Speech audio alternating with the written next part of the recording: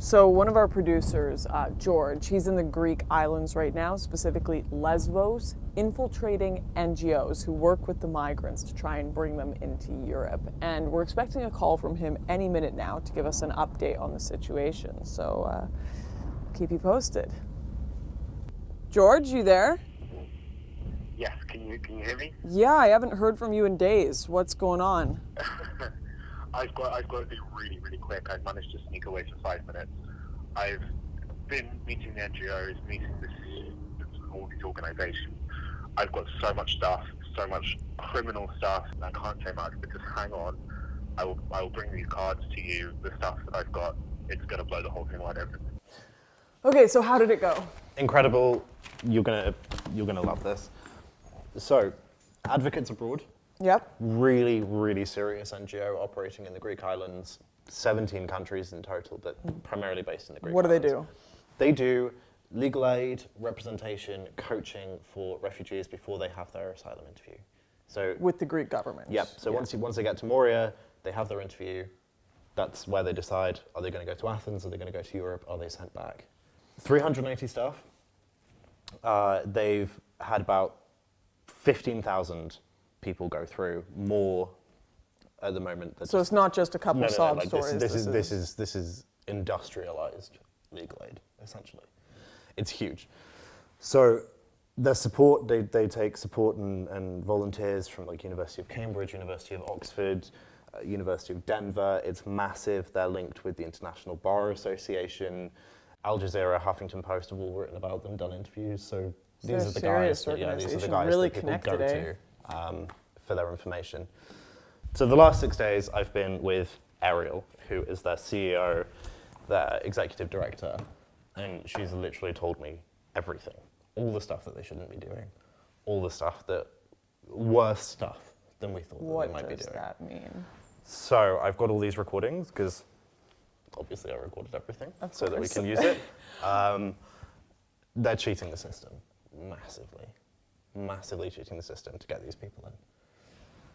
Just listen to this. So we teach them how to literally, sometimes it's like as simple as this, and then how to tell their story, like how to frame it, how to literally explain it, and how to just like keep their private emotions and their private trauma private, because all of this acting is a shield. Like you have to coach people on physicality. Yeah, I see it like I tell them that this is acting. All of this is acting. It's all acting as though this is theater. So for them to get through, they must act their part in the theater. And that is the refugee and trauma, because these Yazo officers are so fucking stupid that all they know is what is written on a paper. Yazo says this is refugee and trauma. They have these characteristics. So we coach people how to have these characteristics. So they're admitting that they're teaching them to act. Yeah. She literally keeps talking about these refugees as actors, as a theatre production. So the government have created a process to try and find real refugees amongst tons of people that are trying to illegally migrate to Europe, and they're making it into a theatre class so everyone gets in. Yeah, essentially. Even if they're not a genuine essentially, they've worked out what the interviewers are looking for, and they're teaching people how to do that, how to be that. That is incredible. Let me find you this other one, actually. So like there's a formula we came up with, which is ironic because I suck at formulas. But it's like significant events, date, and location. So the way you answer all those questions is the same way. In December 2017 in Izmir, Turkey, I was threatened for being a Christian because my boss and his friends jumped me when I was leaving my church. This is the Bible they tried to tear up. This is the crucifix I was wearing that they tried to tear. And it made me feel unsafe as a Christian in Turkey. But boom. And that way you have the event, the date, and the location. So you've given them a very specific answer, and you've kept it to be a tight, short answer as well, rather than rambling about. So they're much more likely to believe it. Exactly right. Yeah, and it's much harder to refute because you have all the elements in there. Like our narrative timeline format has like a fill in the blank section at this point, and then we have like 2 examples for the home country being a significant date and location. And then ditto for Turkey, and then ditto for any other country to live in. So consistency is the most important thing. Even if you find yourself in a position where you have to lie because you suddenly remember something else, that's just to stay with what you have said. So they've got experts that have made a list of refugees will act like this. They'll have these things that they'll say. They know what actual persecution happens under these governments. And these legal advocates are teaching people the words to say. Yeah, she's been very explicit with me. They have literally lists of words. So if you're vague, if you're uncertain, any of that stuff, those are buzzwords that if the interviewer writes those down, you don't get your asylum. But on the other hand, there are certain words that if the interviewer writes down, certain characteristics, literally emotion, if you're emotional, then they will wave you through. And they put in the decision whether or not you would act with emotion. So you have to be like, or crying, or stopping, or throwing up, or asking for a break. So it's becoming an actor. You have to tell people to ask to take a break. Oh, we do. We actually do role playing. And so like we prepare for the folder. So like the first role playing activity we do is like us being them, and they're the officer. And then we flip around after they've had some practice to see how should I walk into the office, how should I introduce myself, how should I give them the folder, and then how do I sit down, and then when do I stand up, when do I show them how to pray. Why would you need to show them how to pray?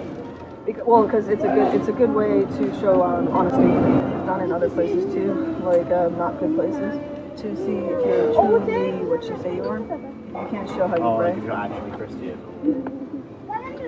Oh, so if you're saying you're like fleeing persecution, then you should probably know how to be, praying that way. They also ask like, what's your favorite holiday? So like some people just say like Christmas, but like we explain, you can't just say this because this is not sufficient answer. You have to say. And you have to say it in a certain way, just like December 25th, which is Christmas, which is the birthday of our Lord and Savior. What this organization are doing, they're not just teaching refugees how to make it through the system. While I'm sure there are genuine refugees that are trying to get to Europe and go through these requests with the government, this group, Advocates Abroad, they're looking for a 100% success rate. They are trying to get every single migrant that comes across those borders, illegally or legally, criminal or not, they are trying to get them through to Europe under refugee status. There is a process in place to determine who is and who is not a genuine refugee. And the government, they have made checks and balances for that. They have made sure they can determine who that is.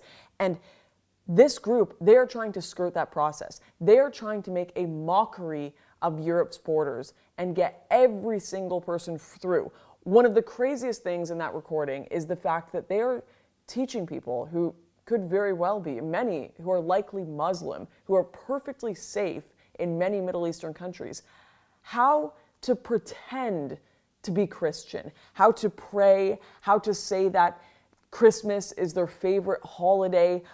I mean, that is insane. There are Christians who are being beheaded, that are facing jail, that are facing just complete and utter persecution, that are now being put at the back of a line for support in Europe because Advocates Abroad are teaching people perjury, how to lie to the government and pretend to be Christian so they can get through. It is making an absolute mockery of Europe's borders. It is making a mockery of the proper system put in place to help genuine refugees, and it is hurting both genuine migrants and the European people who now have to deal with a mass influx of people that are entirely unvetted. We spoke to the migrants on the camps in the Greek islands, and they were telling us one of the biggest things they fear are ISIS in their camps and criminals in their camps that have just gotten through and come to Europe.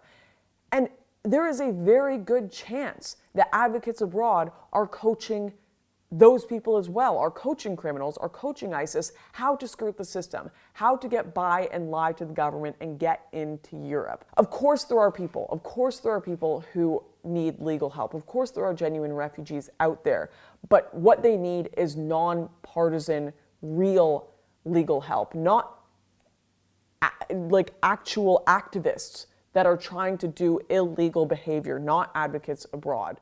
So that was just a very small snippet of some of the amazing content we have with our project Borderless. There is still so much we have yet to expose and so much more we want to expose that the government and the media are trying to cover up. Unfortunately, so far we have come to the end of our budget for the Borderless film, but we're looking to you to help us continue this project as there is so much more we want to investigate and bring forward. If you want to help, please check out the links below or go to borderless.movie to do that. And a huge thanks to everyone who has already supported making this possible. We'll see you guys in the next expose. So